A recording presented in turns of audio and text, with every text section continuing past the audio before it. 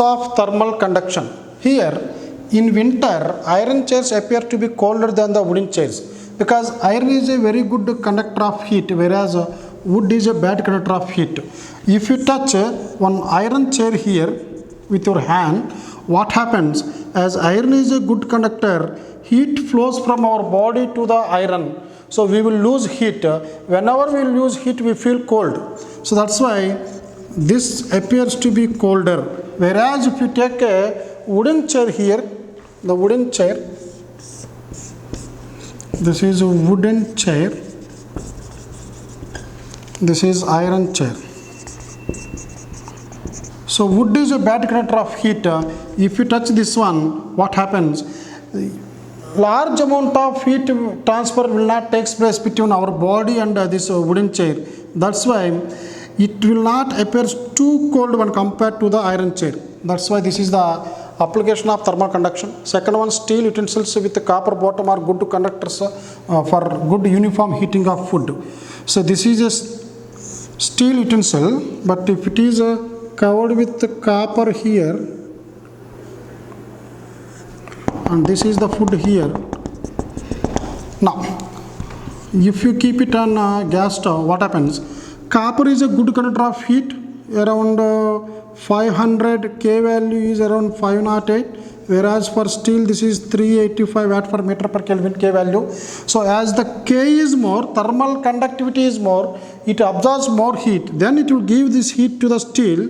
Steel is a better conductor than the other substances, but not better than copper. So it will allow the heat uniformly to the food, so that the food will be cooked uniformly throughout. Then cooking utensils are made of aluminum and brass, whereas the handles are made of wood. To hold the cooking utensils, if a handle is not provided, then we have to use one bad conductor like a cloth or something. But here there are some utensils which are having these handles, and all these handles are made of wood. Why? Because wood is a bad conductor. Heat will not flow into our body. Next one, ice generally covered with gunny bags to prevent the melting of ice. Now, if ice is placed in gunny bags, you can see the gunny bags will have these small pores, and in these pores you can see air, and air is a bad conductor of heat. That's why this will not allow, which one? The gunny bags will not allow the exchange of heat between the atmosphere and this one. That's why this prevention of, it can prevent the melting of ice here. Similarly, gunny bag, this material is also a bad conductor of heat. That's why it will not allow the heat to flow out from this one, or it will not allow the heat to go inside. So it can keep these ice blocks from melting. Here, if you take that formula for thermal conduction, quantity of heat flowing for unit time is given by Ka theta 2 minus theta 1 by L. Here this is the quantity of heat flowing for unit time. This we denote with H. This is called heat current, which is given by Ka by L theta 2 minus theta 1. From this we can write theta 2 minus theta 1 can be written as this one. This Ka by will go this side, H into L by Ka. Now you can observe this one. In this, this is the temperature difference. This is a heat current, or in some books it is given as thermal current, and this is known as thermal resistance. So this is the expression. After rearranging these terms, we can get this one. But it is similar to V is equal to IR, what we are calling this as Ohm's law that we studied in lower classes. Here this is the voltage or potential difference between the two ends of the wire. This is the electric current, this is electrical resistance, this is a thermal resistance, electrical resistance, heat current, electric current, temperature difference, this is potential difference. So this is a potential difference, this is current, and this is electrical resistance. Now if you take a wire, having two different voltages or potentials at the two ends, and a current is flowing through this resistance R, then the potential difference V2 minus V1 is given by I into R. So this is potential difference is the product of current and resistance. Temperature difference is the product of heat current and thermal resistance. So what is the SI unit for this one? For this is measured in Kelvin. Heat current means amount of heat flowing for unit time, that is watts. So what is this thermal resistance? I can write thermal resistance as, we are also denoting this with R only. This is equal to L by Ka, which is given by theta 2 minus theta 1 by H. This is thermal resistance. Whenever there is a new physical quantity, we have to write SI unit in terms of formula. SI unit of thermal resistance is given by, for R we have SI unit. This is temperature difference. Don't use this one. You can use this formula. Temperature difference, which is Kelvin. Heat current is the amount of heat flowing for unit time. Joule by second means watt only. So this is Kelvin per watt. Similarly, the dimensional formula for this R is, dimensional formula for this one is, temperature difference is measured in K by heat current is amount of heat flowing for unit time, that is power mL square T minus 3. So this is K power 1, m power minus 1, L power minus 2, T power 3. So this is the dimensional formula for thermal resistance. The second mode of heat transfer is convection. Remember, conduction generally takes place in solids and only one liquid, that is mercury. But convection takes place mostly in fluids, that is both liquids and gases.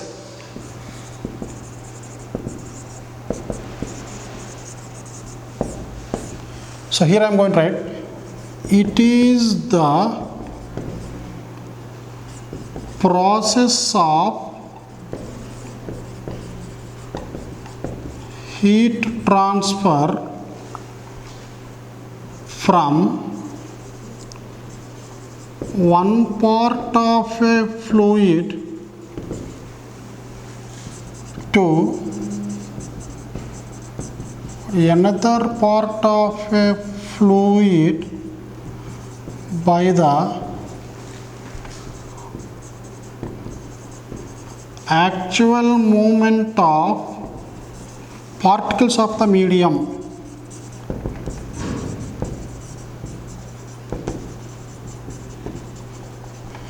So we have different phenomena that takes place in our daily life due to this conduction. So in that, the best example is sea breeze and land breeze. But what is this convection process? So it's a process of heat transfer from one part of a fluids. Already I discussed, I told you that conduction takes place in metals and solids. Convection takes place in liquids and gases. So from one part of a fluid to the other part of a fluid by the actual movement of the particles of the medium. So here let me explain this sea breeze first.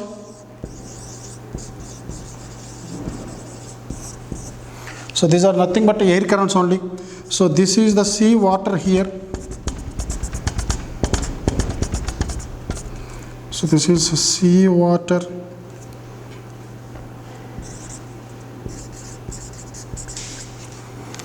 And this is the beach or the sand that we are drawing here. This is the sand. This is a beach, so which consists of sand generally. So here like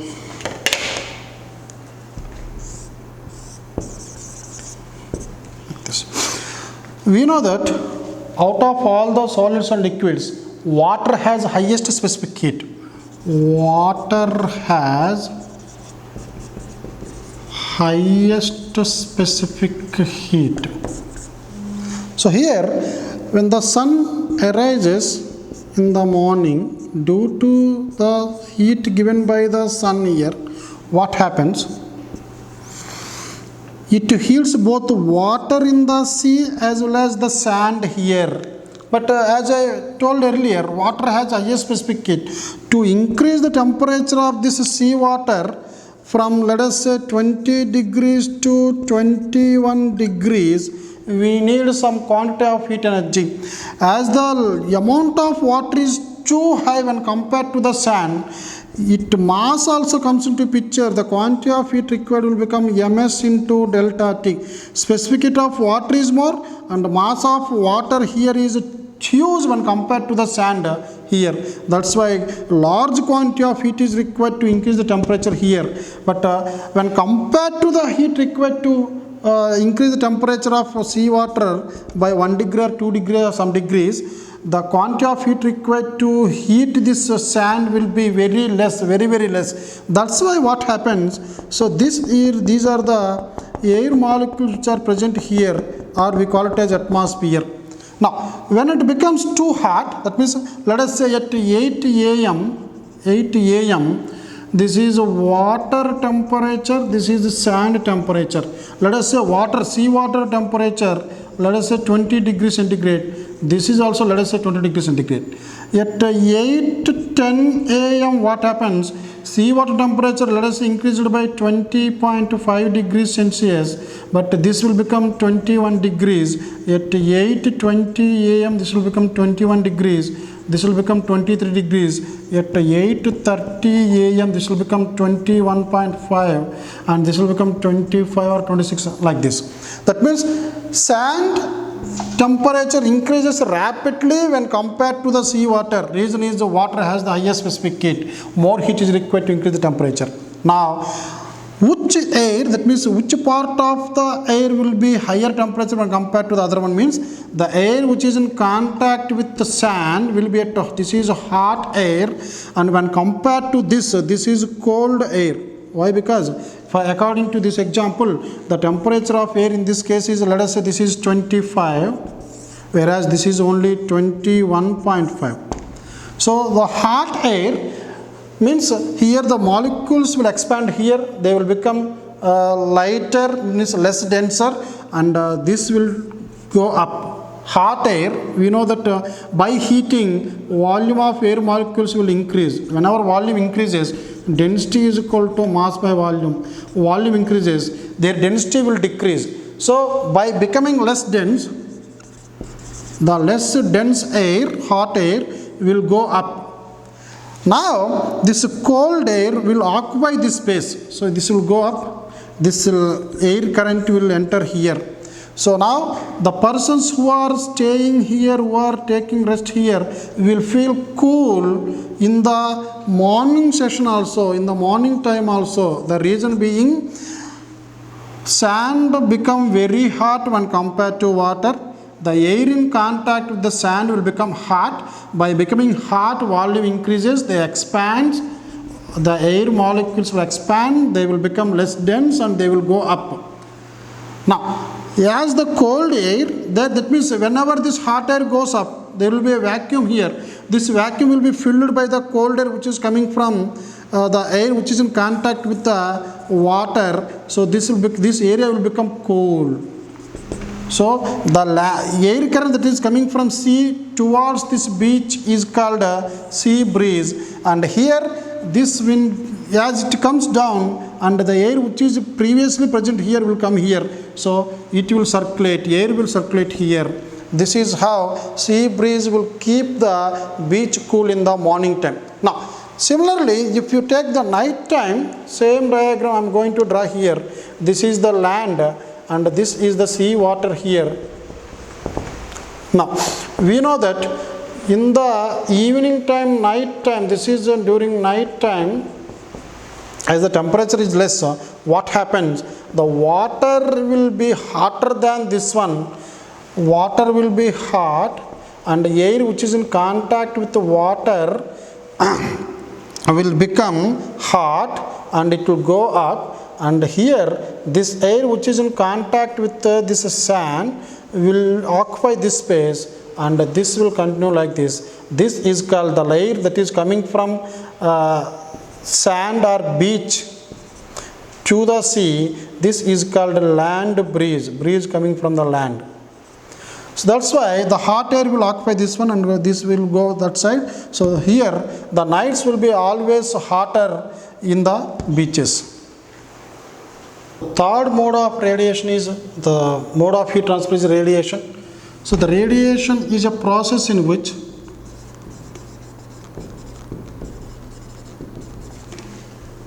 no medium is required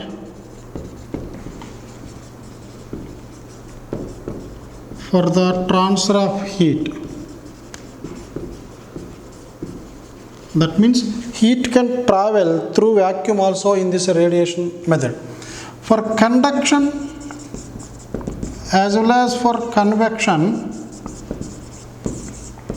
we need a medium. That means we need particles of the medium. Either they move directly or they may transfer energy in conduction method. But for radiation, this medium is not required. But in radiation, what happens? Energy will be transferred in the form of electromagnetic waves.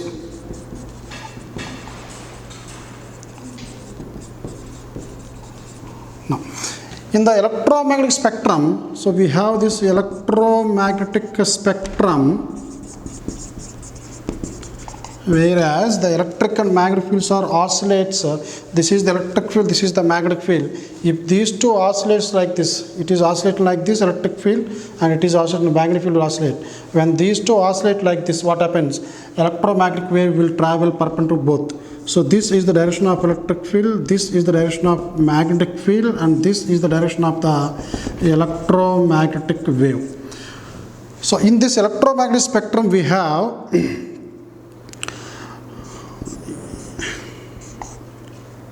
X-rays, we have gamma rays here,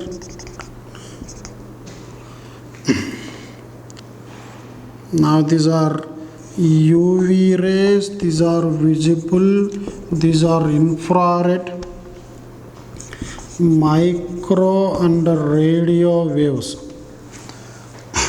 So these are the electromagnetic waves, 7 types, 1, 2, 3, 4, 5, 6, 7.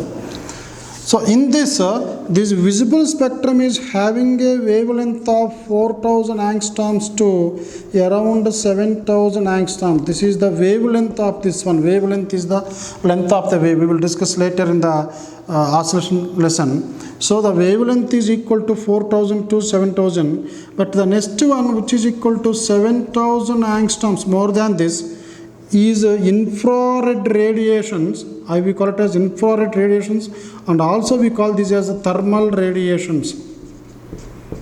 So all bodies emits these radiations whose wavelength is greater than 7000 angstroms, and this is around 40 millimeters range. So the electromagnetic waves whose wavelength lies between this later I am writing 7 into 10 power 3 minus 7 meters to 4 into 10 power minus 4 meters. So these radiations whose are having wavelength lies between these is called infrared radiations, and we call it as thermal radiations. So all bodies at all temperatures will emit radiations, and those radiations we call it as thermal radiations. So what are the properties of these thermal radiations? Properties of thermal radiation emitted by hot bodies. We are receiving heat energy. Actually, Earth is receiving heat energy from Sun, even though most of the space between Earth and the Sun is completely vacuum. So that means there is no medium. So without medium also, the Earth is receiving heat energy from the Sun. So that is in the form of this radiation, because there is no medium between Sun and Earth. Second one. Here I am going to write some points here. One, thermal radiation moves in the form of electromagnetic waves, and medium is not required for its propagation. So thermal radiations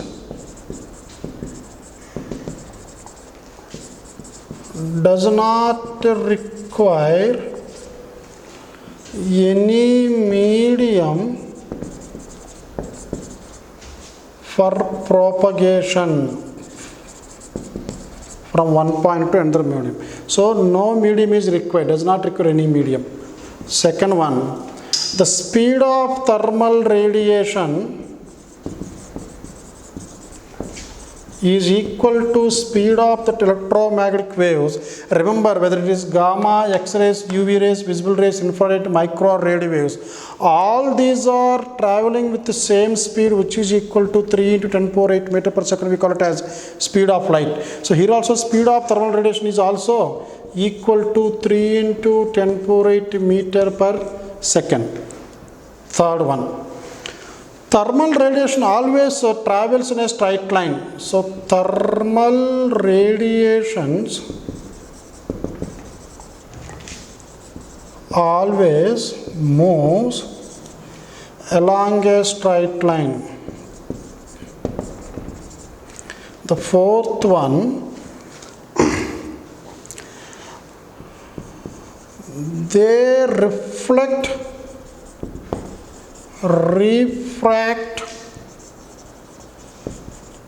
from other media or on the other media. Now, when they fall on a particular medium, let's say this is thermal radiation, some part of the thermal radiation may reflect and some remaining part may refract or passes through this one. So they obeys this laws of reflection and refraction that we studied in high school standard. Now, these thermal radiations depends upon the color of the body. That means if the color of the body is different, the absorbing capacity of that body will be different. So, thermal radiations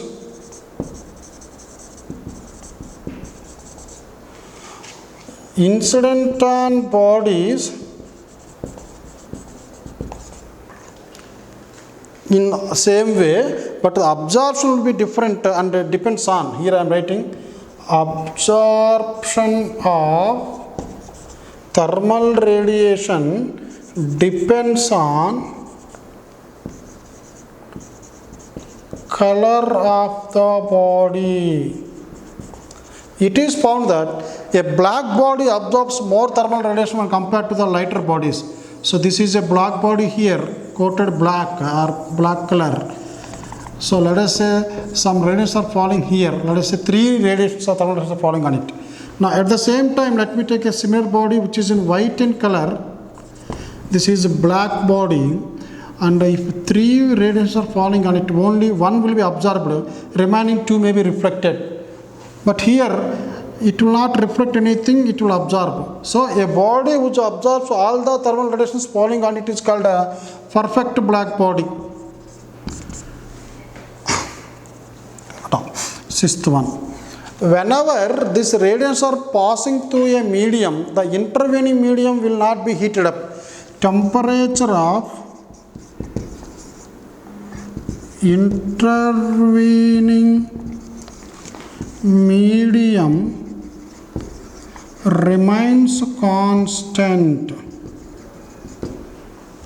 So in PUC generally they are asking us to write any 3 properties of thermal radiation. Here I am giving 6 points. Please write down these points carefully. Topic: Newton's law of cooling. If you keep a hot body in any atmosphere or in a room, let us say temperature of this body is 40 degrees centigrade. Room temperature, let us say 25 degrees centigrade.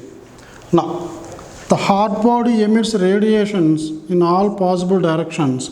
That means whenever it is losing heat energy, here it is losing heat energy to the surroundings. So whenever it is losing heat energy, its temperature decreases. Temperature of the body decreases. Temperature of the body decreases. Now here, after some time, let us say this is initially when time is equal to 0, temperature of hot body is 40 and room temperature is 25. After some time, if you take the same body here, the room temperature remains around 25 degrees centigrade. When time is equal, let us say within 20 minutes time, after 20 minutes time, let us say this is temperature is 30 degrees Celsius. Newton found that the rate at which the hot body loses heat energy to its surroundings depends upon the temperature difference between this and this, that is temperature of the body minus temperature of the surroundings. So the rate of cooling, that means rate at which the body loses heat energy depends upon the difference between the temperature of body and its surroundings. So in this example, the temperature difference between the body and surroundings is 15 degrees centigrade, whereas in this case this is 5 degrees centigrade. According to this statement, according to the Newton's observation, what we can say, the rate of cooling is more in the initial stage and rate of cooling is less in the final state. Now, if you keep a cup of tea here in a room, now if you observe the time here, this is the time and the temperature, and when time is 0, for 0 means initial time, let us say temperature is 70 degrees Celsius. For 10 seconds, let us say this is 69 degrees Celsius. For 20 seconds, actually for 10 seconds, here temperature reduced by 1 degree, but here it is observed that this will not decrease by 1 degree. This is 68.8. So here temperature difference is 1 degree. Here temperature difference is 68.2.8 degrees. Now for 30 seconds, and it is found this is only 0.6. So this will become 67.6 degrees. 678. So from these observations, what we can say, it is not linear. For every time interval, decrease in temperature is not uniform. So this type of decrease or increase is called exponential decrease.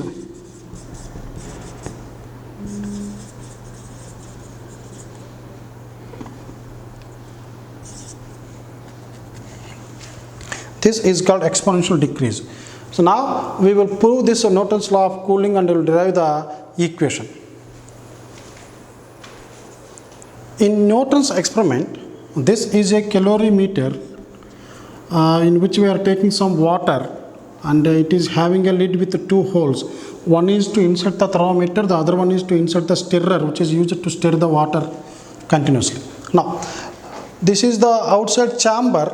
Now this is a vacuum here. There is no medium between these two. This is a complete vacuum. So heat cannot flow through the vacuum. So this will record the surrounding temperature. So what we are writing is T1 is the surrounding temperature, like this. First of all, when you take water, the temperature of the water is also at room temperature or a surrounding temperature. So first note down the water temperature initially, which is actually it will be equal to the surrounding temperature. Both are T1. Now by using the heater, you heat this water such that the temperature of this rises around 40 degrees centigrade above surrounding temperature. Now if you measure the temperature, this will be greater than the surrounding temperature. Now you can write this as T2. So here T2 is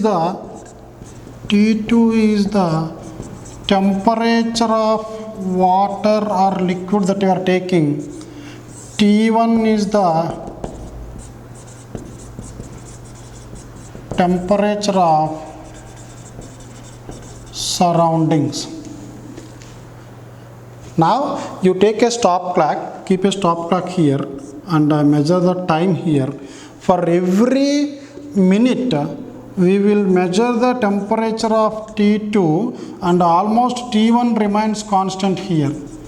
T1 remains constant, but T2 changes with respect to the time. Now if you draw a graph here, first of all, this is the time, this is the temperature difference between the body and its surroundings. Here body is the water. So here I am going to write this as T2 minus T1. This is the difference between the temperature of water and temperature of the surroundings. Now when it is 0, we know that this is heated above 40 degrees above surrounding temperature. So if it is T1, this will be T1 plus 40. So what is the difference between these two? T1 plus 40 minus T1, which is equal to 40 degrees Celsius initially. Now after 1 more minute, here time is measured in minute here. So I need to consider, I need to take readings for every 1 minute here. Now let us say this is a 39 degrees Celsius. This will not become 38. This is 38.2. So here then it will become 37.3, or let me take it as 4. After 4 minutes this will become 36.6. So these are the values. Now you draw the graph between these time and temperature difference between the body and the surroundings. Now I am going to draw a graph here by taking time along x-axis and temperature difference, that is temperature of body minus temperature of surroundings, along a y-axis. So we will get a graph which is exponential in nature here. So here if you observe this one, initially this is T1, T2, T3, T4, T5. You can see this graph. From this graph what we can say, initially the rate of, this is the temperature difference between the body and surroundings. This is delta T1, this is delta T2, this is delta T3, this is delta T4, like this. Here in the initial stage the decrease in temperature is too high. Decrease in temperature means loss of heat by the body will be high. But in the same interval of time, next this will be less. And after that in the third interval this will be very, very less. So these values gradually decreases. This is bigger value, smaller value, too small, and it will become very, very small. So from this what we can say, when the temperature difference between the body and surroundings is more, then it is losing more heat energy. In the same time interval it is losing more heat energy. After that it is losing less heat energy. That's why temperature will not reduce that much easy. Now this is an exponential graph, so we call this as exponential graph or exponential decay. From this experiment, Newton's law of cooling can be stated that the rate of loss of heat, or we call it as the rate of cooling, rate of loss of heat radiation by a body, we call it as rate of cooling, is directly proportional to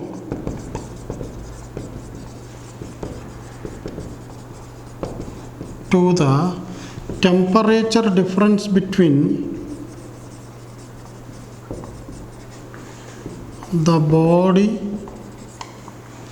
and its surroundings.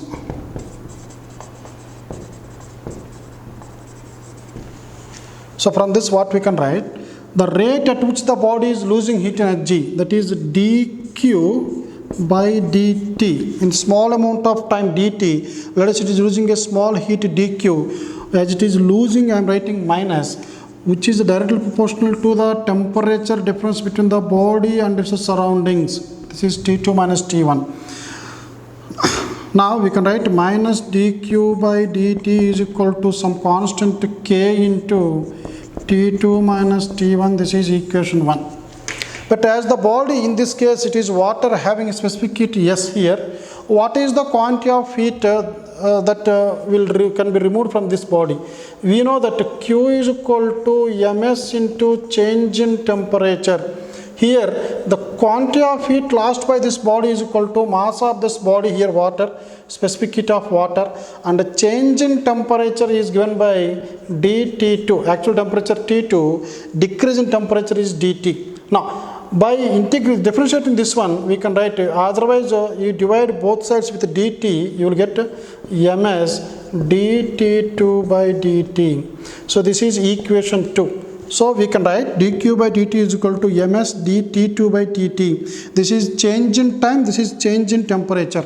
Now I am going to substitute that second equation, first equation, minus of dq by dt from equation 2 can be written as ms dt2 by dt is equal to k into T2 minus T1. You can multiply with minus on both sides, you will get ms dt2 by dt is equal minus k into T2 minus T1. You can bring this one this side. dt2 by dt is equal to minus k by ms T2 minus T1. This is change in temperature of the body, that is second body means here this body or water by temperature difference. I can write this as dT2 by temperature difference. I am bringing this one this side is equal to minus k by ms into dt. Now after this I am going to integrate this one by integration. By integrating on both sides we will get integral of dt2 by t2 minus t1 is equal to minus of k by ms dt. Here k is a constant which depends upon area and specific heat or something, mass and specific heat.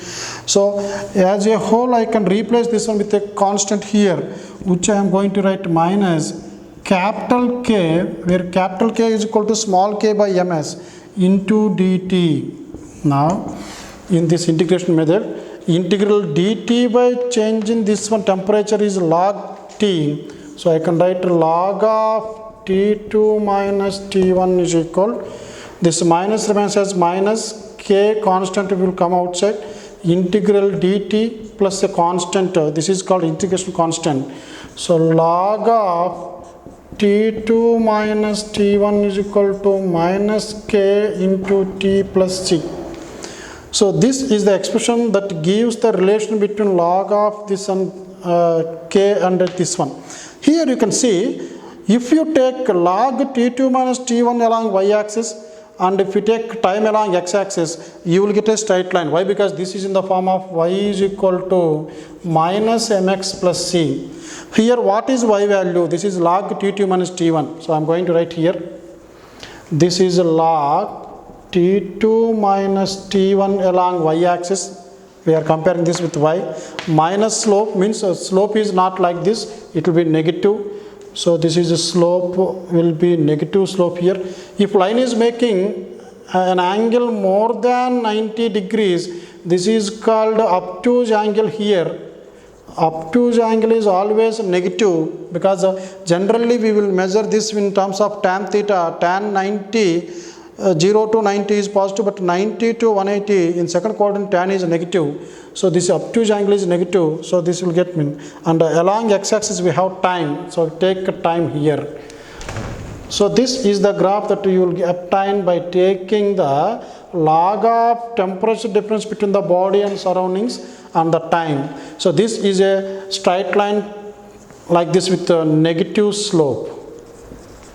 And especially in PUC, even in competitive exams, they may ask you, what is the nature of the graph between T2 minus T1 and the time? So this is an exponential curve. This is called exponential curve. But what is the nature of the graph between log T2 minus T1 and the time? Then it is a straight line.